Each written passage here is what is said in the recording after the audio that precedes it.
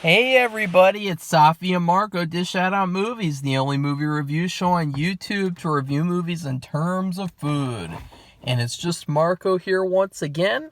I am here to talk about a memoir that I just finished reading, as I also released my first memoir yesterday. And I say first because it's basically like the first volume of like a memoir series, I guess you could say.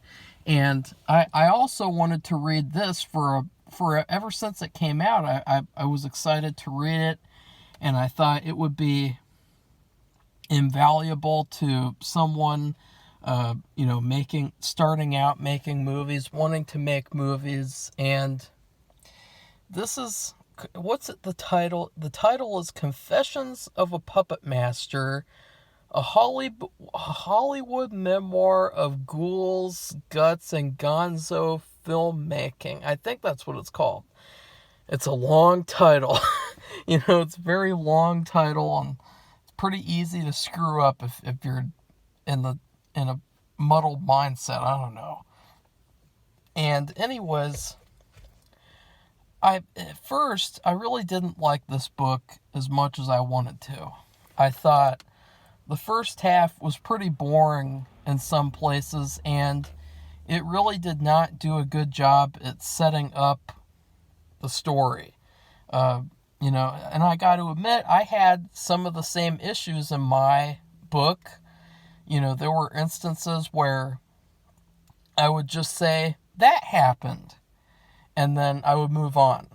And the same thing happens in this book. He'll go to these places like, for instance, if you guys really like Tourist Trap, the movie, well, his explanation for Tourist Trap is, the filming for Tourist Trap was okay, or it was just okay, and then he moves on, and it's like what? Like, I thought that this was a Hollywood memoir of ghouls, guts, and gonzo filmmaking, and it turned into this sort of weird. I mean, this was a weird book. It's probably weirder than any Goosebumps book that I've read so far, which is saying something.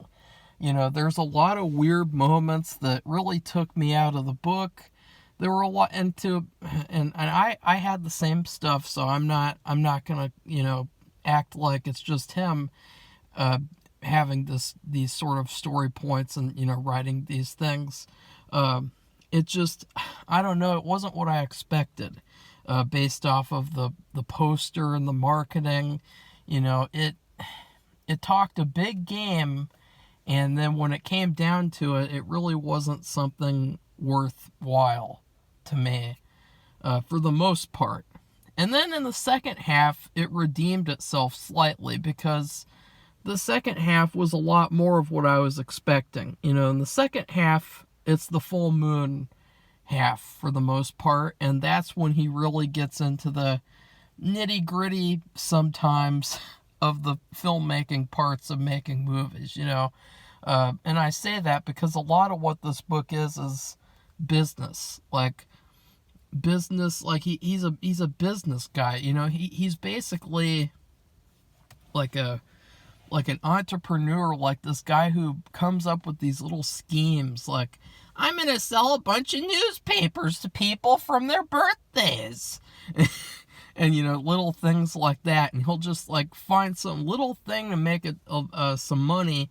And, that's the positive side of his character that really came through in this book. But the downside is that there's a lot of negative stuff that came through in this book. And negative, not really like that negative, but just negative in terms of it felt dishonest and it felt sort of phony. He says in the book early on, he's a very private person. And honestly, I don't know why he wrote a memoir then. Or at least why he wrote it in this way, where it's his life story plus the making of his movies. You know what I mean? Like, if he's such a private person, then, just stick to to the movie making stuff and let someone else write a biography about you and maybe interview you and stuff like that. Because it would have been a lot better. It really felt like this book was hampered by himself, unfortunately, because he is a private person. And there were parts where, you really wanted to know stuff that happened. Like, you wanted to... It felt like you had, like, an Easter egg. And Happy Easter, by the way. It felt like you had an Easter egg, and you were able to crack open a little bit of the shell, and some ooey gooey chocolate came out, and you were able to lick it, and then someone snatched the egg away from you and said, no sugar today. You know what I mean? Like, that's what this book felt like to me. There were a lot of interesting things, a lot of things that I will remember, but I will say that it really was not much of a filmmaking book. I was really expecting a lot more of the filmmaking aspects of the story. I was expecting for a lot more of that and less of like, so I went into the business meeting and the two guys started yelling at each other. And I was like, I have to do a Charles Band voice. Okay, wait, I can't, can I do it? I'm going to try. I just hope it doesn't come off as cringeworthy. I'm Charlie Band, and I went into this. No, that still doesn't sound like him. I guess I can't do a Charles Band. Sorry, but he's like, I went into this business meeting, and basically I got screwed over. But Charlie Band, he isn't down for the count just yet. He's still got empires to do. He's still got presidencies to do too. But then there was this other business guy, and we talked about making a movie. And it was pretty interesting because he said that the movie was going to be about a woman with boobs that came open and monsters came out of them. And then we made the movie, and oh yeah, and I had a wife that one time. And I had a family, and that's basically this whole book. Like, there's very... In fact, a lot of this book, he's almost like an alien or something. Like, the way that he talks, the way that he phrases things, it's like, you can clearly tell that he had to have had some help to write the better parts of this book, because there were certain parts where he was like, I visited the old shoe, and there's the shoe that I took in the park, and I went inside there and I had a snack and I just sat around. It's just the funniest. This book, I will say, it was comedic gold, from a perspective that he probably wouldn't want you to have. That was the unfortunate part, was that, I've always liked Charles Band. When I was a kid, I loved the Puppetmaster movies. I grew up watching them.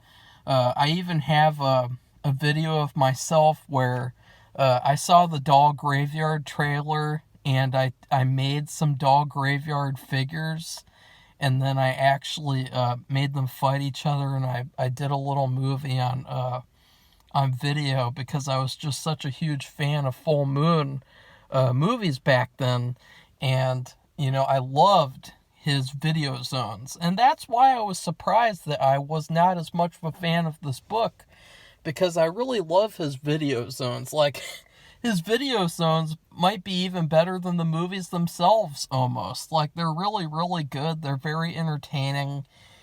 They're just these short little things. I really wish they were longer, too. Like, I'd love to just, like, watch a long, like, just, not even, like, I don't even care how trivial the footage is. Like, I just love to, like, be a fly on the wall on the making of the fucking first subspecies movie and stuff like that.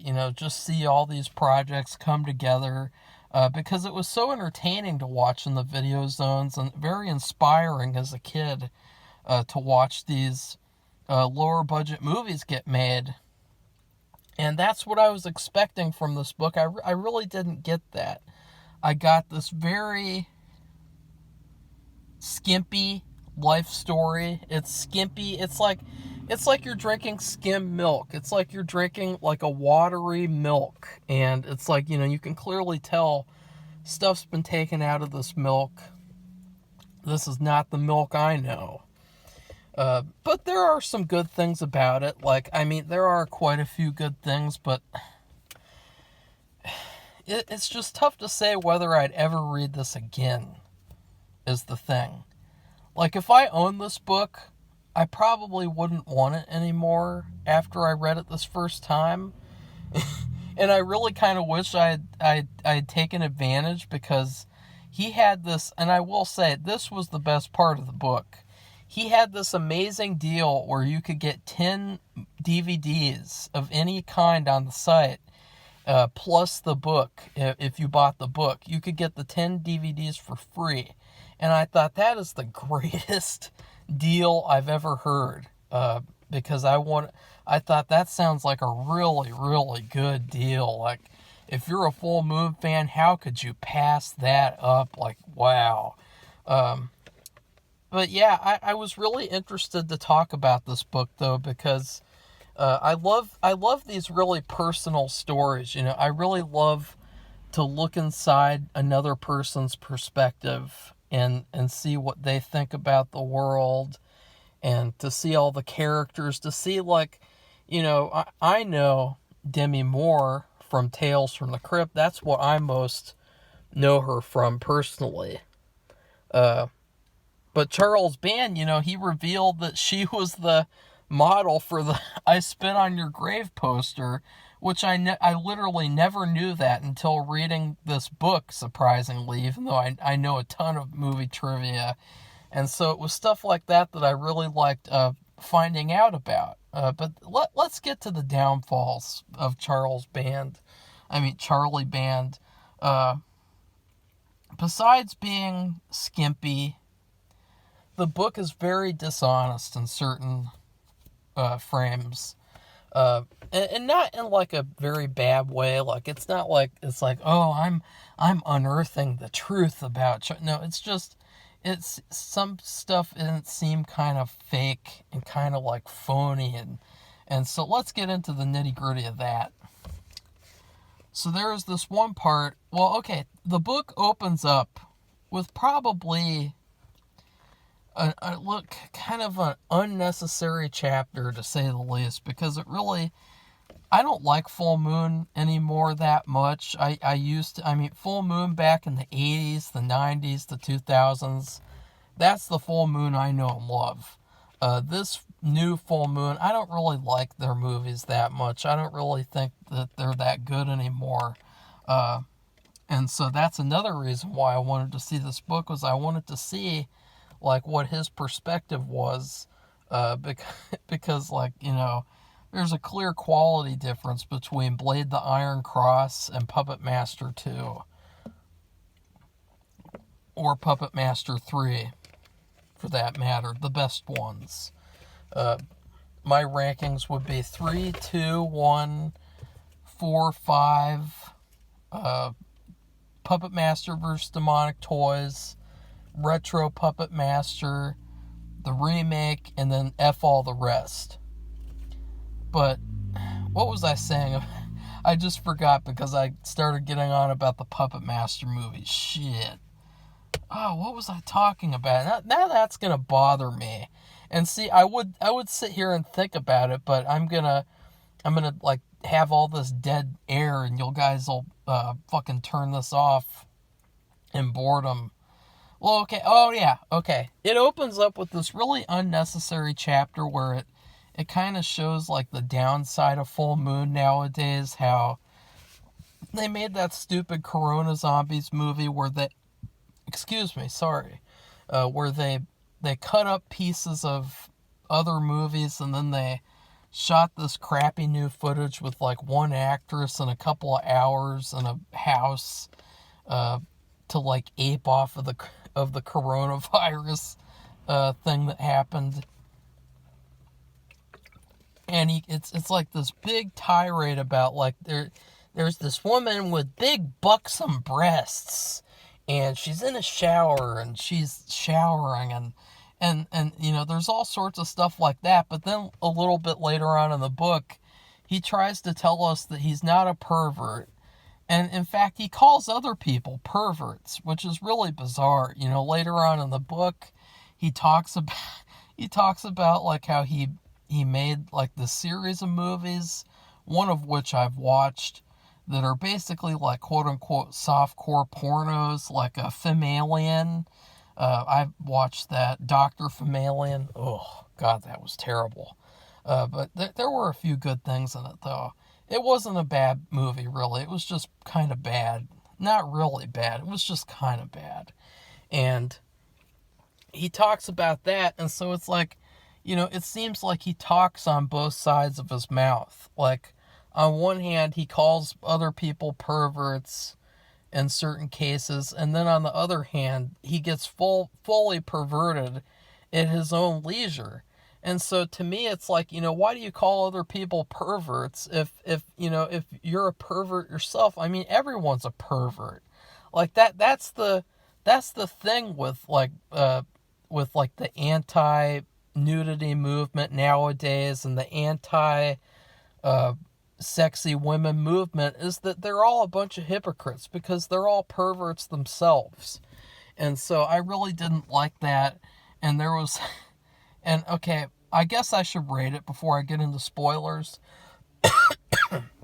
My favorite part of the book was probably hearing him making some of the movies, like hearing a couple of stories. Like, I did not really like Subspecies because I thought that it needed to be more violent.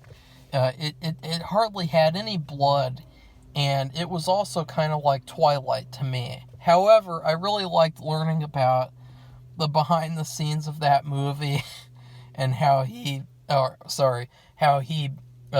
scammed by this old Transylvanian guy, and all the actors were eating like gray potatoes and scrawny chicken, and you know, it was stuff like that I liked. You know, little details like that, little stories like that really made the book good.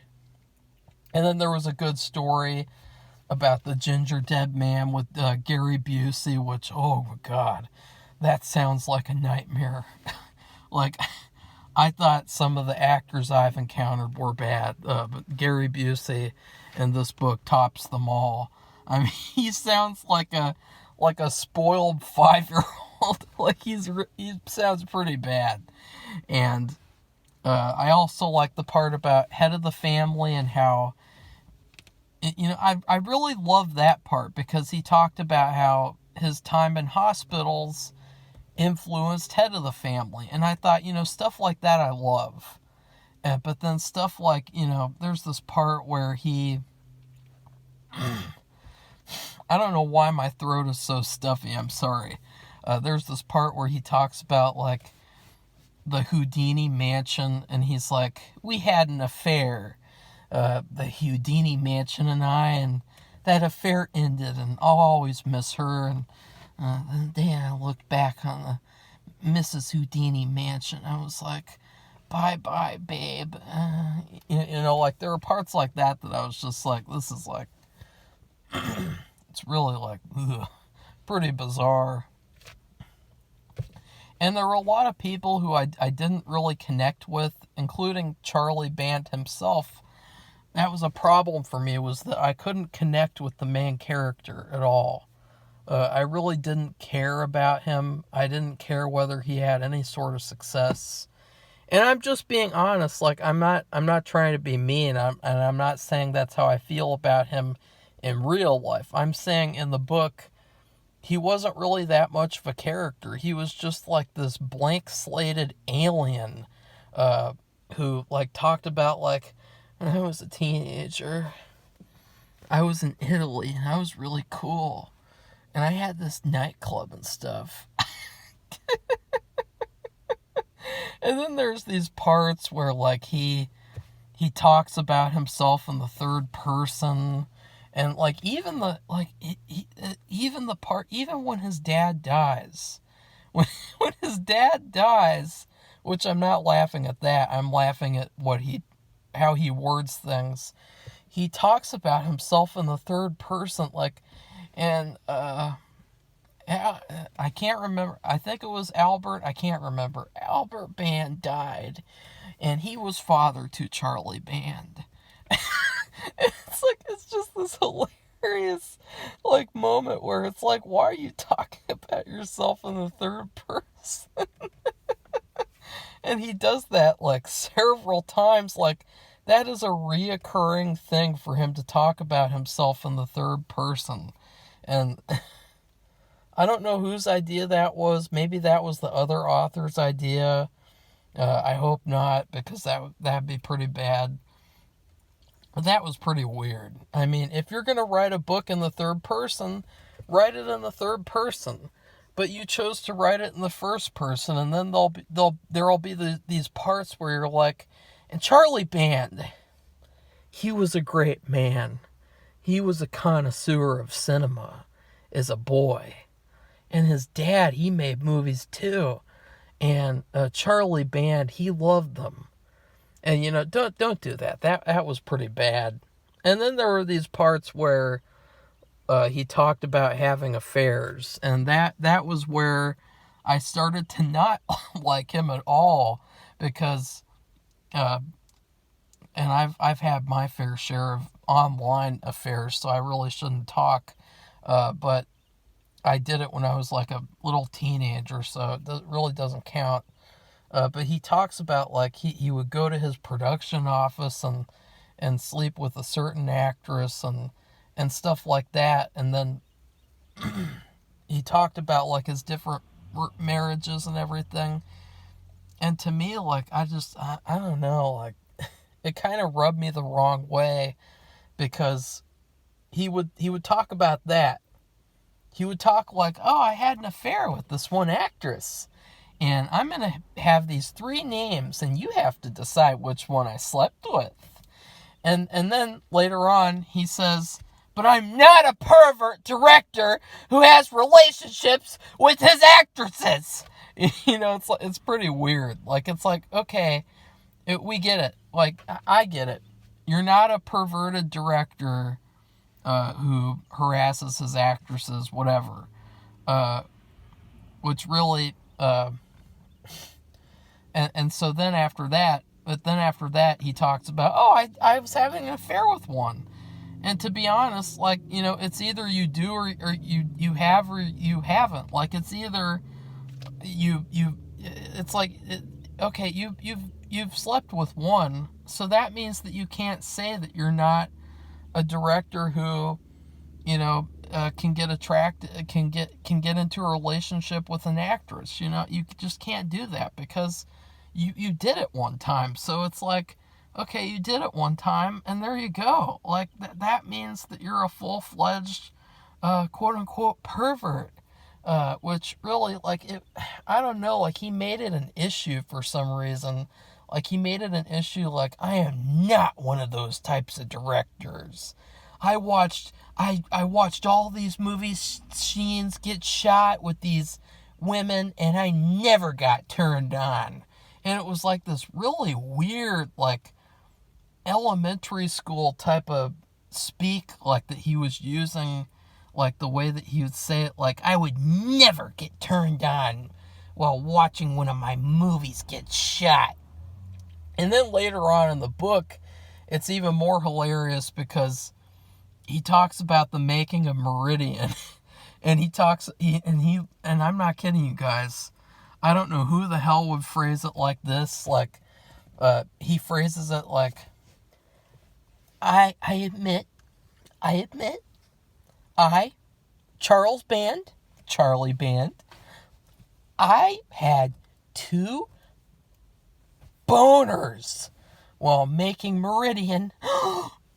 Oh, oh no, the whole world's gonna explode.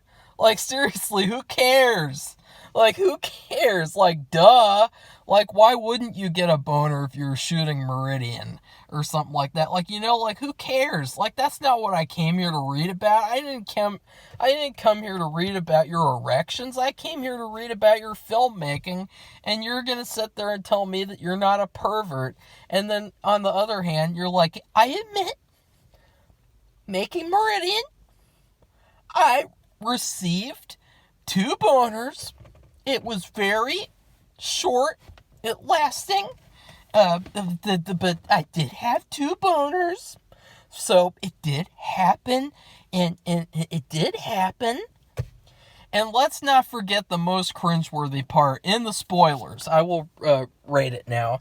This book is a B- because for all the shit that I've given it, the one thing that it was really, really good about the book was the nostalgia that I felt. For some reason, in the first half, he really, really captured the nostalgia of being in the 70s, the 80s, and making movies in that time period. And it was a very, like, rose-colored lenses look at this time period.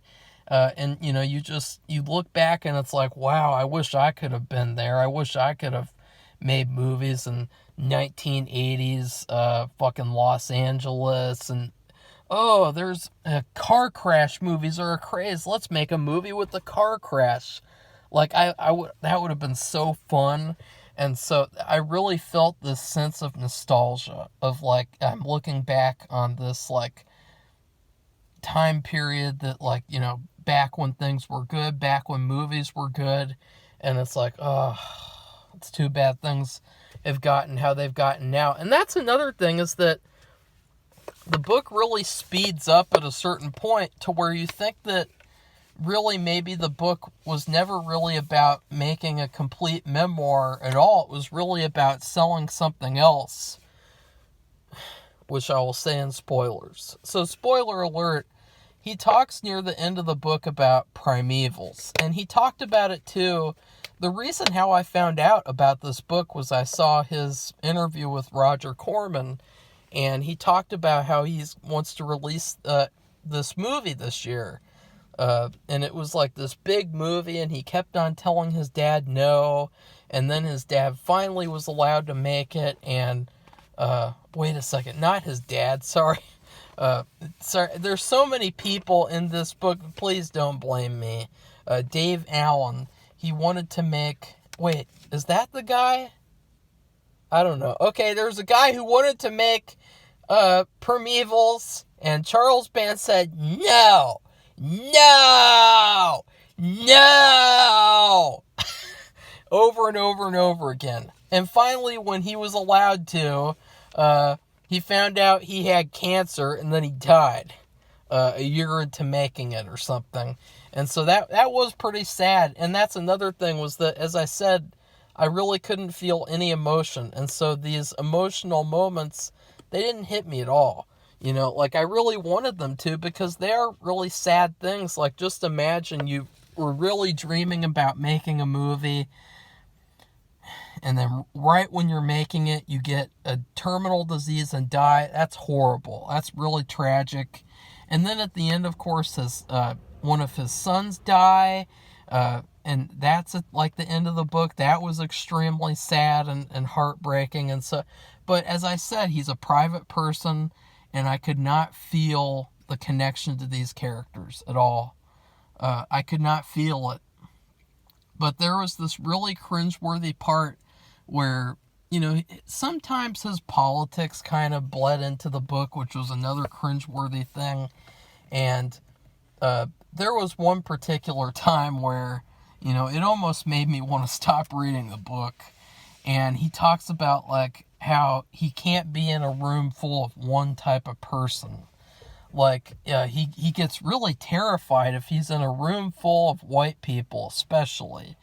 Because he says, like, white people are special kind of fucked up. And it's like, oh, God, this is one of those, Like, one of those types, like, ugh, one of those, like, white guilt people who, like, ugh, like, stuff like that in this book was really cringeworthy.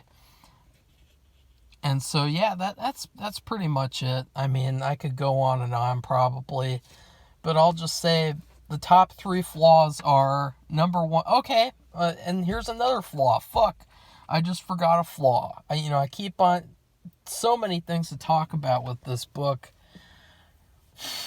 There were lots of movies that he never really talked about that I was wondering why didn't he get into it all. Like, for instance, he talks a lot about Marvel, but he never talks about the ripoff movie called Dr. Mordred, which I admit, like, props to him, because I think that Dr. Mordred is actually better than most Marvel movies. Like, it's in my top 10 superhero movies. I really love it, and it's really, really good. And if I would make a full moon movie, I would want to make, like, probably a Dr. Mordred movie, a Dr. Mordred Part 2 or something. And it's really, like, he's a hero in that movie. He's an actual hero. And you can really feel that, like, this is a guy who wants to help people. This is a wholesome guy. This is a good hero to look up to. And the villain was great. A great villain. Sinister, scary villain. The love interest was pretty good. She was kind of like a Lois Lane type of character. There's this really epic part where he is locked up in jail and he gets his little eye of Gobargaba, from Doctor Strange, and he uses it to, like, freeze time and freeze everyone in place and just walk out of jail. And it is the most badass moment in the whole movie, and it is just so cool. And it was, like, perfect. Like, I was just imagining, like, what if Superman had done this in Man of Steel? What if he had had a scene like this? Like, he was very Superman-esque, but he was also Doctor Strange, essentially. And what happened was, apparently, he wanted to get the rights to make an actual Doctor Strange movie, and I guess he couldn't for some reason, so he made this instead. And I got to admit, like, it's really, really good, but he never even mentions it. And I was like, why not? And then there's other ones, too, that, like, I was like, why didn't he mention all these other ones?